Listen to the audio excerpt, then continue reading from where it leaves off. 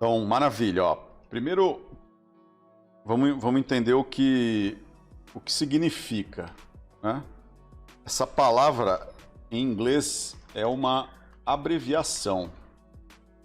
É uma abreviação de uma outra palavra chamada pivotal. Pivotal significa algo, importante, tá?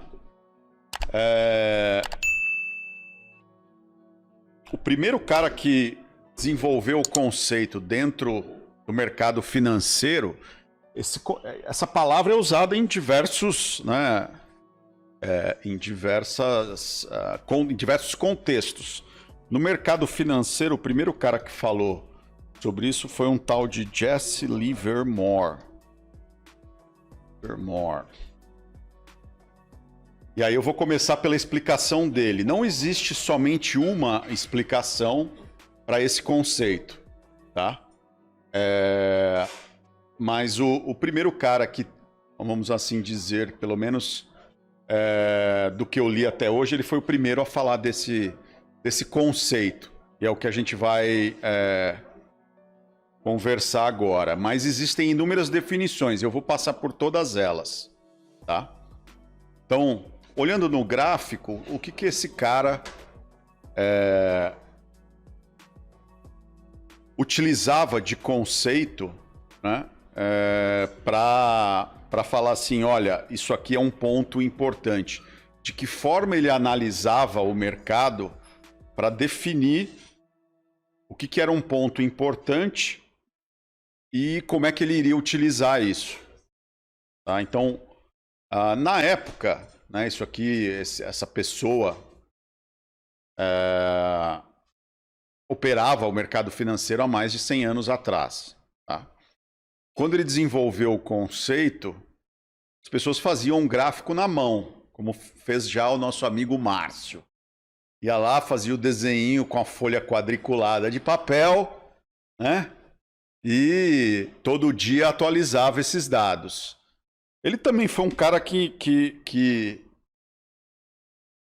ele desenvolveu um conceito, além do pivô, ele também desenvolveu um conceito que hoje chamamos de tape reading, né? Mas o que a gente vai falar é sobre o pivô. Vamos falar menos de tape reading e mais do pivô, tá? Então, qual que é o conceito? Quando o Jesse Livermore começou a abordar esse conceito, a questão era o seguinte. Primeiro, ele procurava linhas de suporte e resistência. Dentro dessas linhas de suporte e resistência, ele procurava um volume de grande destaque. Tá? Então, aquele volume que saltava aos olhos. E dessa forma, ele passava a analisar o que ele chamava do conceito de acumulação e distribuição. Tá? Então, essa era mais ou menos a sequência. Primeiro ele analisava linhas de suporte e resistência, depois ele analisava o volume, e aí ele identificava aquele ponto como sendo um ponto onde ele iria atuar buscando, né,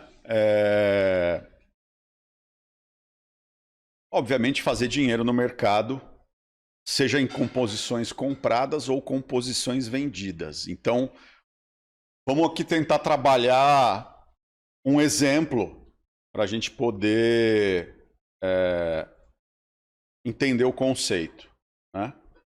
Então, vou começar aqui pelo topo que o índice fez. Obviamente, a análise ela não é uma ciência exata, né? Então, o que a gente procura primeiro é identificar pontos de suporte e resistência e depois pontos onde naquela região houve um volume muito destacado. Tá? Então, vamos começar por esse topo. Tá? Então, no momento que a gente observou essa máxima aqui, né, ó, vou marcar ela aqui embaixo, era um momento de volume crescente. O mercado veio em alta, certo? E nesses últimos candles aqui que precedem essa máxima, a gente viu uma explosão do volume, certo? Maravilha. O volume ele permaneceu alto durante um bom tempo, ó, vários dias. E essa linha, ela não foi rompida, certo? Então, para ele estabeleceu-se uma linha que, neste caso aqui, neste exemplo, é uma linha de resistência. Ok? Maravilha. Posto isso, ele passava a acompanhar o que estava acontecendo nessa região para ver se aquilo de fato iria se apresentar como uma linha de resistência forte o suficiente para que ele procurasse uma venda. Tá? Então, na sequência, né, se a gente acompanhasse essa região aqui durante vários dias, o que a gente poderia observar na sequência? Ó, aqui ainda em volume alto, observou-se um suporte, né? Ou seja, o mercado passou a cair e parou. Nesse momento, né, eu já posso destacar o quê? Que eu tenho 2 pontos de resistência, um aqui, outro aqui. Esse aqui, ó, o segundo, com volume menor do que este primeiro, ou mais ou menos ali no mesmo patamar de volume, né? Esse candle do dia 7/6 e esse candle do dia 14/6, ambos ali marcaram o topo e estão aí mais ou menos no mesmo patamar de volume. Os dias que se sucederam, houve um aumento do volume, né, com candles de venda, certo? Ao marcar este fundo, de novo, eu tenho um outro ponto importante, porque o mercado passou a subir. Então, tanto esses 2 pontos aqui que marcam essa linha de resistência, como esse ponto que marca um suporte, eu posso considerar como pontos pivô. Aí entra a análise do volume, né? E junto com o volume, a análise do corpo. Eu preciso ver um volume alto e um corpo com destaque. O que é o corpo do candle? É a abertura contra o fechamento. A gente tem que ter um candle grande e um volume nesse candle grande. E aí, para esse trader, para esse investidor, esse para ele, ou seja, nessa região onde se marcou suporte e resistência, ele identificou um candle de corpo de destaque e volume de destaque, que seria nesse exemplo esse daqui. E aí, para ele, se identifica nesse momento um ponto pivô de fato. E aí o que ele fazia quando ele encontrava esse candle? Ele marcava a mínima desse candle, e aí para ele, portanto, esse era o ponto pivô de fato, esse que eu estou marcando em vermelho, tá? E ele passaria a atuar no rompimento deste candle, tá? Então, quando este candle perdesse a mínima, ele iria montar uma posição vendida e o stop dele estaria nessa máxima. Tá? Então, esse é uma das formas de entender, né, qual é o conceito de pivô. Ou seja, eu encontrei pontos que marcam linhas de suporte e de resistência, e nesta região eu encontrei um candle que se destaca em volume e em corpo para determinar que o rompimento para baixo ou para cima desse candle, ele estaria atuando na compra ou na venda. Tá? Então essa é uma forma, é uma das definições que existem. Existem outras, a gente vai passar por ela, tá? Por elas. Então, a definição número 1 é essa. Né? Agora eu vou passar para uma outra, que também pode ser utilizada, que é aquela que a gente usou ali naquele gráfico que está com o Márcio ali. Ela é muito parecida com essa, só que talvez mais simples. Eu vou colocar para fins didáticos só, tá, pessoal? Mas todas as plataformas têm um indicador. A gente não precisa usar esse indicador, é mais para visualizar, fica mais fácil a visualização do que a gente quer fazer. Mas todas as plataformas têm, e aqui no caso do Trid, nesse dados de mercado, tem lá uma opção para você marcar topos e fundos. Tá? Quando abre o topos e fundos, o que ele pede? Ele pede um tamanho da análise que ele vai fazer para determinar um topo e fundo. Tá? Então eu vou escolher aqui número 3, porque número 3 é o que normalmente se usa para o gráfico diário. E aí ele vai marcar um monte de pontos, ó, de topos e fundos, um T e um F. Aí eu vou dar um zoom em qualquer um aqui, só para a gente entender o que o indicador está fazendo. Aquilo que o indicador está fazendo, a gente não precisa dele para fazer. Até porque, como ele precisa de 3 candles para analisar e te dar a resposta se ele vai colocar um T ou um F, normalmente ele vai fazer a marcação atrasado. Tá? Então, é importante entender o conceito. Então, vamos pegar esse aqui. Ó. Vou fazer um zoom aqui e marcar esse T aqui. Esse T, né, que está marcado aqui, ele marcou da seguinte forma. Ele analisou 3 candles, sempre numa janela de 3 candles. Ele avança um candle e olha os últimos 3, incluindo esse que ele acabou de adicionar. E ele olha o seguinte, ó, nesse exemplo, a máxima desse candle onde ele marcou o T, antes e depois, as máximas são menores. Então, esse candle aqui do dia 14 do 12, ele tem uma máxima menor que a do dia 13 do 12, que também é menor do que o do dia 10 do 12. Então, o que aconteceu aqui? O mercado vinha em alta. Ao marcar essa máxima, esse ponto desta máxima, a gente pode chamar ele de pivô. Então, esta é uma segunda definição. Tá? Ok? Então, essa é uma segunda definição de pivô. De que forma eu encontro ele? Eu preciso enxergar, né, uma situação onde, com base em 3 candles, e aí o indicador me ajuda a encontrar esses pontos. Depois de marcado o ponto, eu não preciso mais do indicador. Com a experiência, você não vai precisar do indicador mais para marcar, porque visualmente vai ficar fácil encontrar. Eu vou tirar o retângulo aqui. Tá? Então, analisando este ponto aqui, marquei essa linha, tá? Que eu estou marcando aqui como pivô, ou seja, é um nível de preço importante.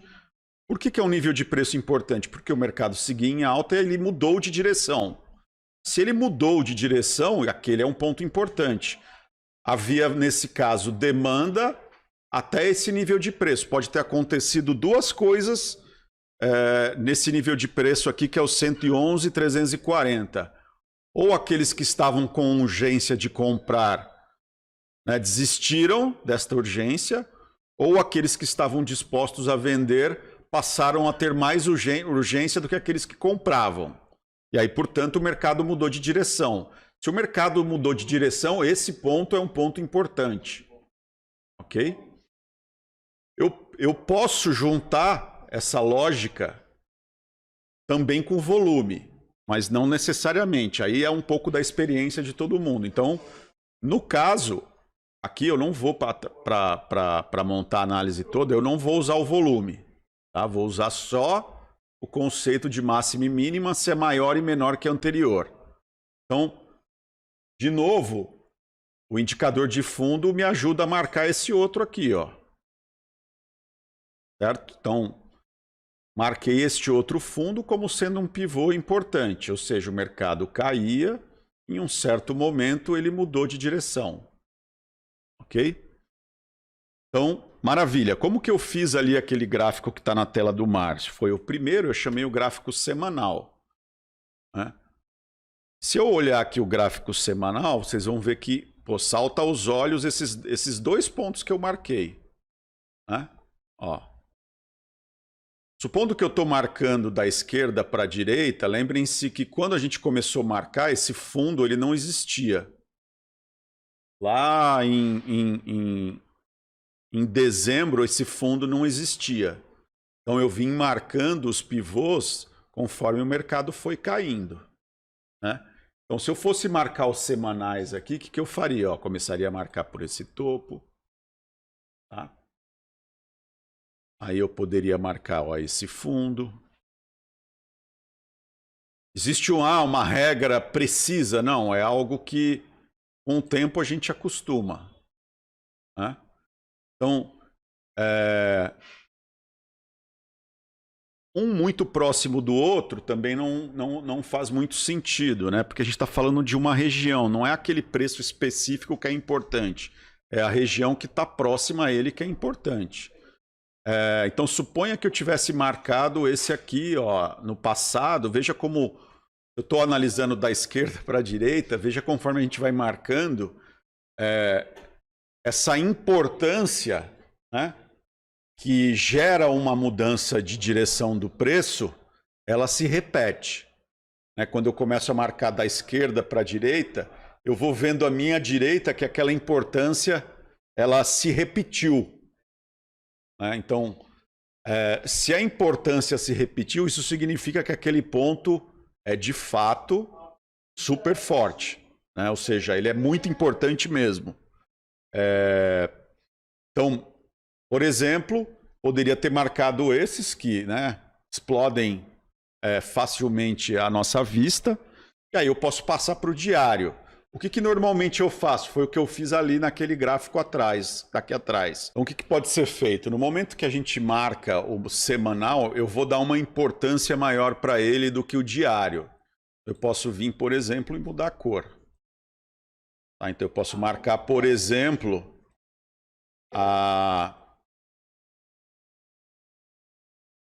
eu posso marcar os semanais de vermelho. Tá? Eu não vou marcar todos aqui, mas só para dar uma ideia. Deixa eu deixar o vermelho maior, porque senão vocês não enxergam aí. Foi o que a gente fez ali, naquele que está ali atrás. Esses vermelhos que são um pouquinho mais, tem uma espessura maior a linha, foram aquelas que eu marquei analisando o gráfico semanal. Tá? Então eu dou mais importância do que as linhas do diário. Então, se a gente olhar aqui, foi exatamente os que estão marcados ali atrás.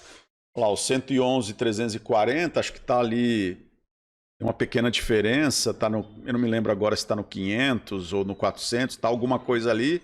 Então, lembrando, a precisão ela não é tão importante. O importante é a gente marcar ali a região onde aquilo aconteceu. O que aconteceu? Uma mudança de direção, né, no comportamento do preço. Aí eu posso voltar e passar para o diário. Né? E aí, o que aconteceu? Lá no dia que a gente estava analisando, que a gente falou que eu e Márcio conversando, né? Falei, ó, o mercado mudou de forma significativa nesse dia.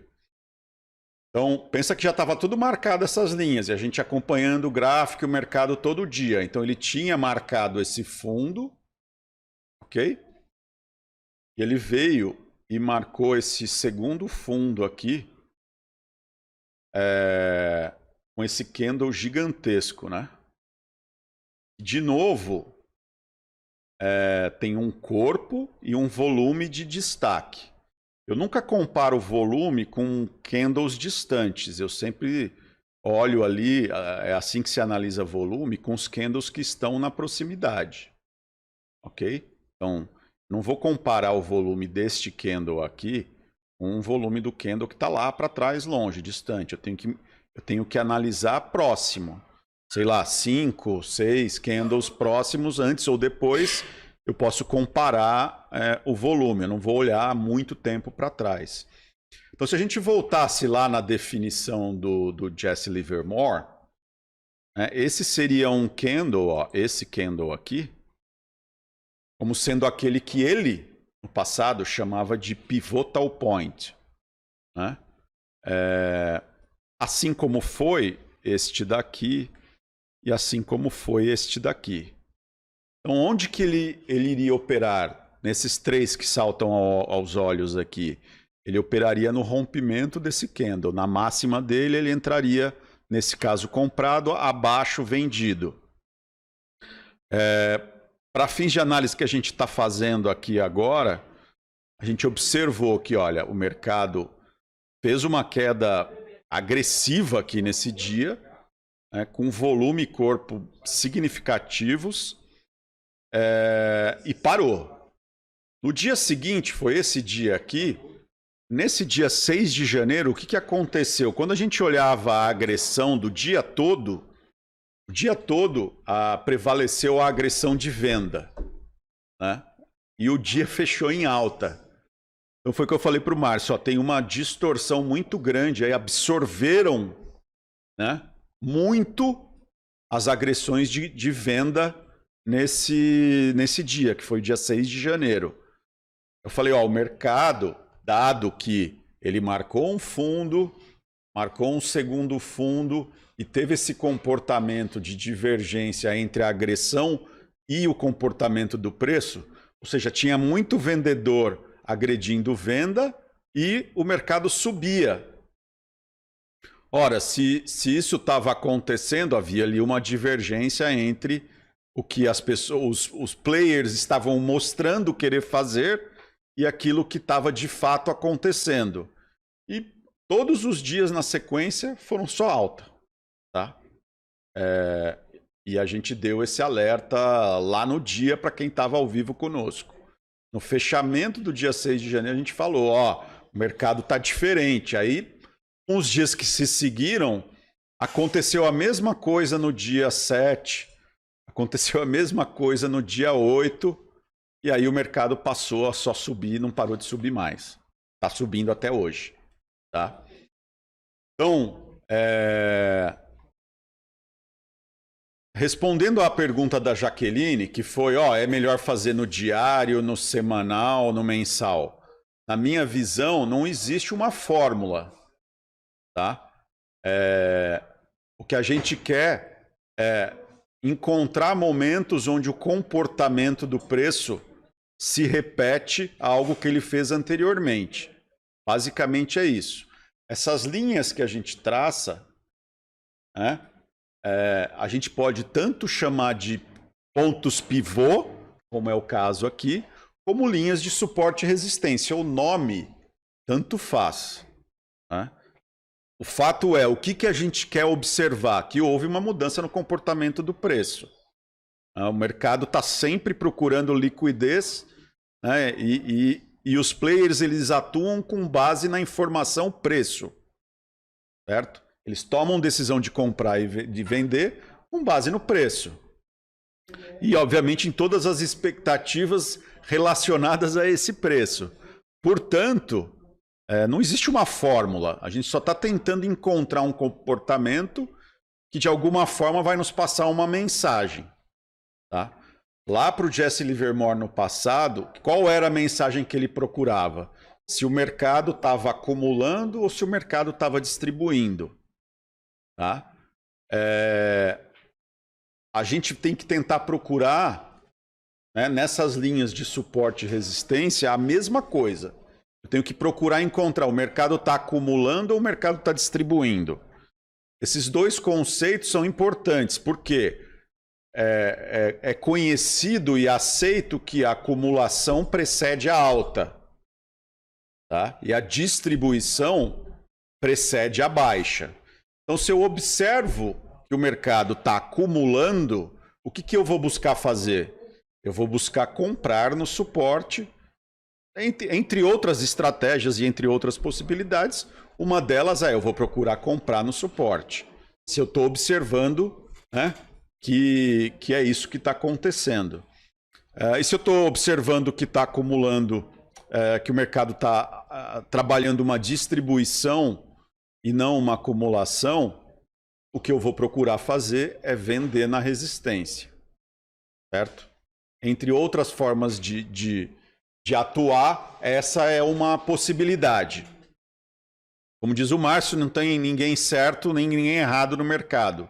Mas essa é uma possibilidade, é uma forma do que eu faço com essa informação.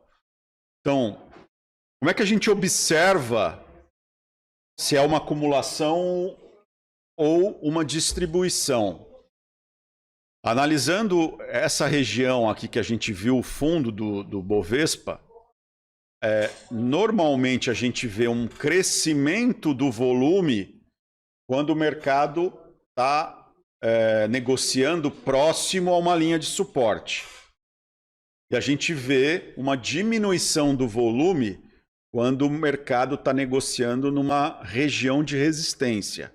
Então, se essa é a sequência, o volume aumenta no suporte e diminui na resistência, existe uma probabilidade maior de que essa atuação é uma acumulação. Ok? Se eu visualizei que é uma acumulação, o que eu vou procurar fazer é comprar no suporte ou é muito provável, né, que vai dar mais certo você buscar esse tipo de trade nessa situação. Se você está observando que é uma distribuição, você vai fazer o contrário.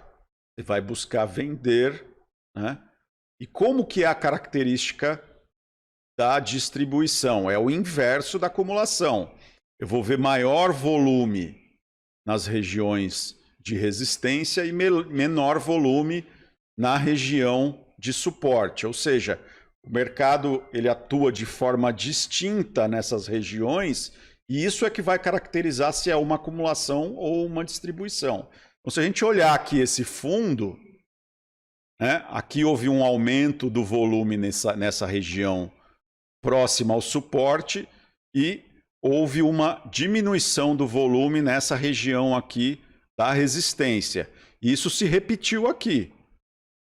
Então o mercado subiu o volume no suporte, combinado com aquela questão que eu expliquei para vocês, que houve muita agressão de venda sem refletir no deslocamento de preço.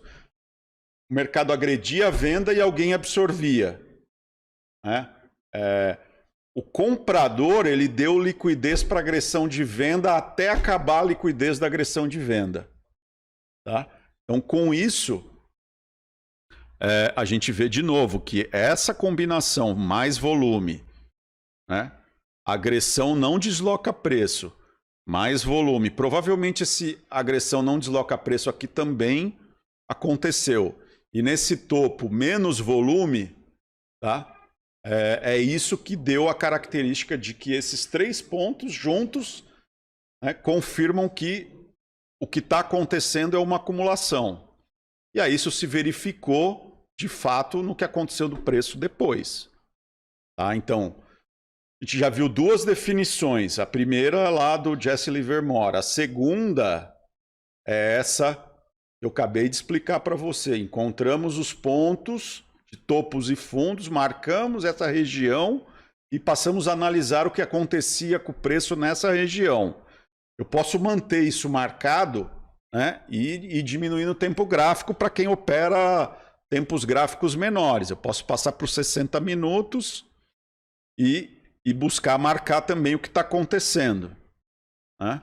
Ou eu posso até passar para os 60 minutos quando o mercado está numa região onde eu já marquei o preço como sendo um pivô, só para ver o que está acontecendo e se aquilo, com um nível de detalhe maior, me apresenta uma acumulação ou uma distribuição. Última definição. Falamos de duas, tá? Eu vou falar a última agora, mas ela é mais para quem está fazendo day trade. Tá? Então, passei aqui para os 5 minutos e vou adicionar um indicador do TRID. Primeiro, eu vou tirar esse topos e fundos aqui, que a gente não precisa dele para marcar. né, com a experiência, você marca no olho sem ter isso na sua tela.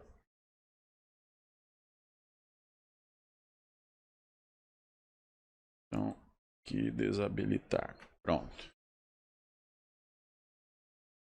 E aí eu vou colocar um novo indicador aqui.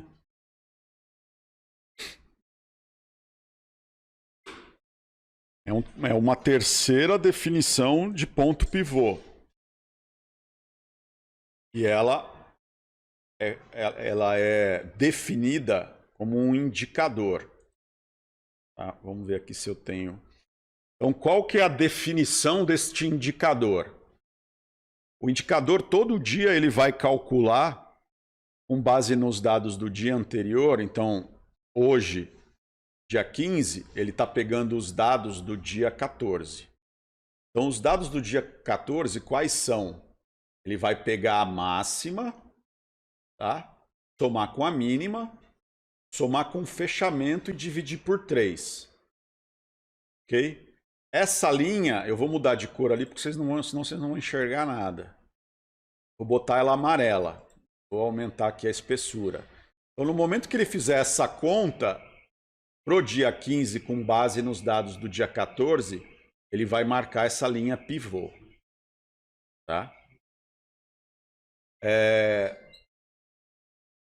A partir da definição deste patamar de preço aqui, com base nessa fórmula, ele vai marcar linhas acima e abaixo do pivô. Ok? A gente só está mudando o método, mas o conceito é o mesmo. Ok? O que o indicador vai fazer, ele automatiza, entre aspas, uma forma de marcar linhas de suporte e resistência. Ok? Deixa eu só ver aqui, deixa eu aumentar um pouco essa. Botar um azul mais claro aqui, senão vocês não vão enxergar nada.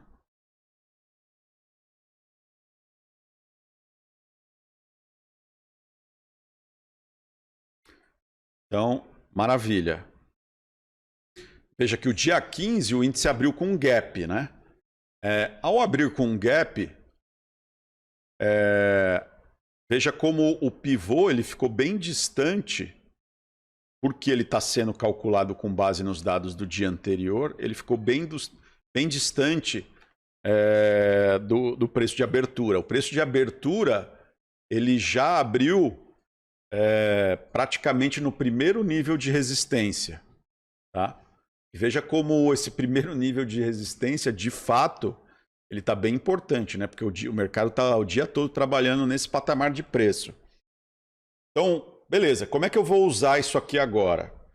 No caso do TRID, ele só mostra um dia. Tá? Eu acho que o Profit e outras plataformas mostram todos os dias.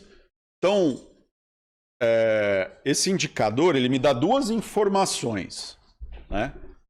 Na verdade, 3. A primeira é linhas de suporte e resistência.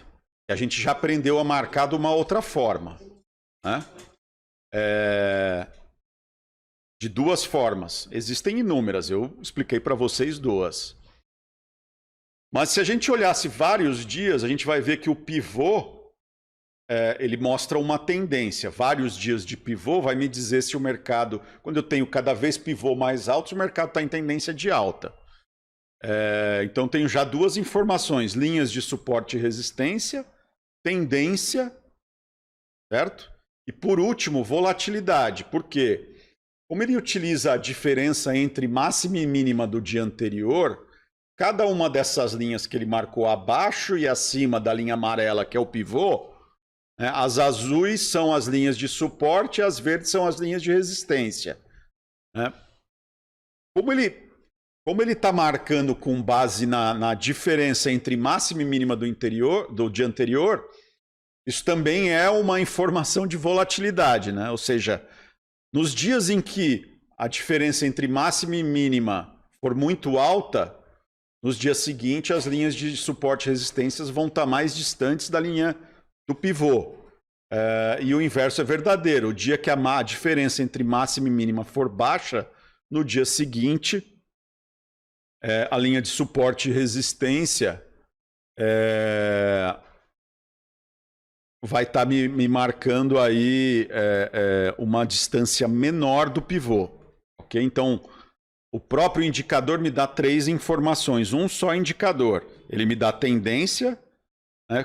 Cada vez que eu tenho mais pivôs maiores ou mais baixos, ele está me dizendo se o mercado está em tendência de alta ou de baixa. Ele me dá linhas de suporte e resistência e me dá uma percepção de volatilidade. Tá? Maravilha, como é que eu uso isso? Então, abrir o mercado, você pode utilizar... Eu não gosto de usar rompimento, aí eu vou explicar para vocês como é que eu opero o rompimento, tá? Dos pivôs.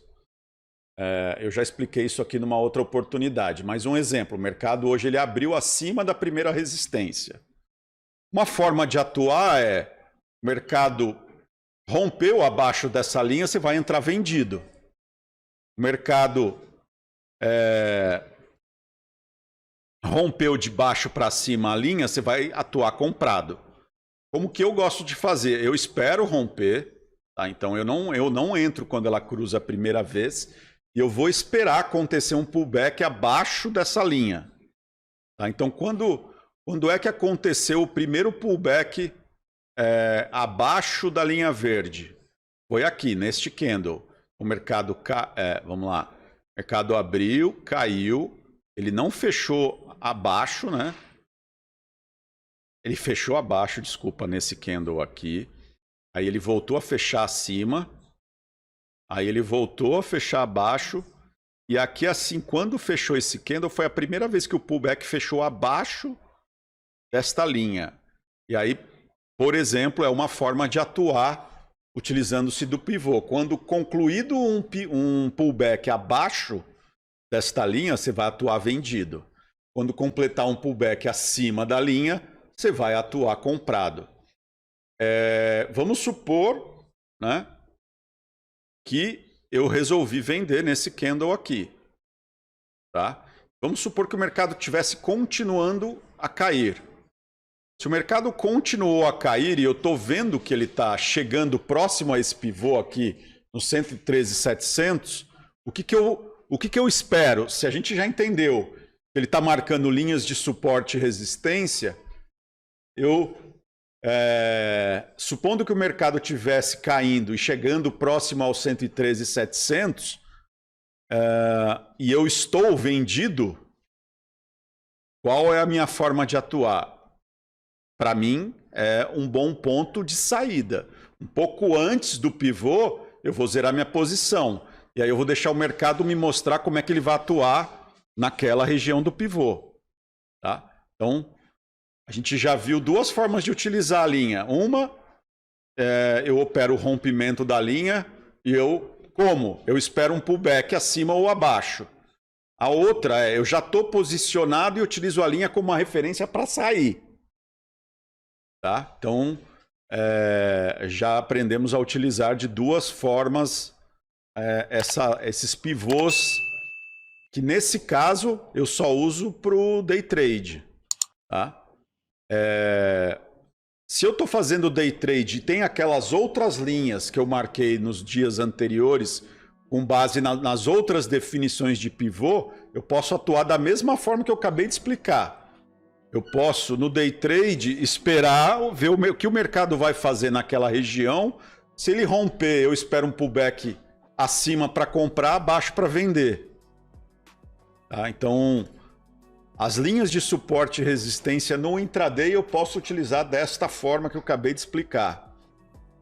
Eu espero o rompimento ou eu saio se eu estou posicionado próximo da linha. Então, basicamente concluímos, pessoal. São 3 definições, tem derivadas. Essa última que eu expliquei tem derivadas, tá? Tem a de Fibonacci, tem o Camarija, tem um monte. No final é tudo a mesma coisa. Só muda a fórmula matemática pela qual é calculada as linhas de suporte e resistência. E essa que eu acabei de explicar é a mais popular. É máxima mais mínima mais fechamento dividido por 3. A gente obtém essa linha amarela. E depois a gente utiliza a diferença do dia anterior entre máxima e mínima para... Vocês derem um Google aí, vocês vão encontrar essa fórmula matemática, tá? Para chegar em cada um dos níveis de suporte e resistência. Então, basicamente é isso. Ok? Espero que tenha contribuído para o entendimento do conceito e para entender como identificamos lá no final do ano passado, no começo desse ano, a mudança que o mercado nos ofereceu aí na região dos 101, 102 mil pontos, vai.